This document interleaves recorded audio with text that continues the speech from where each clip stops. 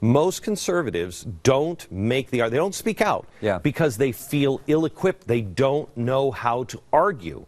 And because our pulpits are silenced or have been felt like they've been silenced, they're not giving us the argument. They're not teaching why this is wrong, why something else is right, and how we should live our lives. And so you asked me, what should they be teaching? That's a good question. And so I went to George Barna and said, George, what do people in the pews want to hear from the pulpit? What are the issues?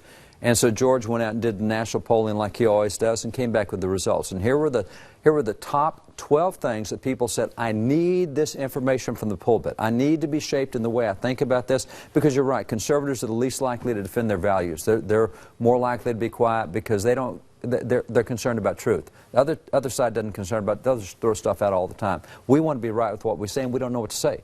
And so these are the top things. 91% of churchgoers said, I want to hear about abortion and life issues from the pulpit. And that's unwed mothers. There's 4 or 5 subcategories. The second thing they wanted to hear about was religious persecution and religious liberty. 86% said, I've got to hear this from the pulpit. I've got to be equipped from the pulpit. Number 3 was poverty. 85%, what's the government's role? What's my role? What's the church's role? What's the individual role? The number 4 issue was that of cultural restoration. How do we turn the culture around? They need to hear that from the pulpit.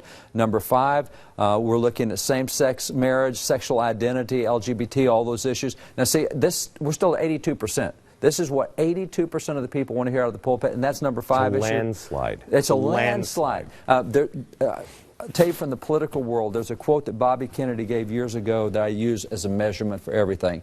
He says, 20% of the people oppose everything all the time. So when I see a poll that has 80%, that tells me it's unanimous. Because you're going to have 20% of the people that don't think the sun comes up in the east and goes down in the west. So you'll always have 20% who are loudmouths on the other side. When you get 80%, you're talking unanimous.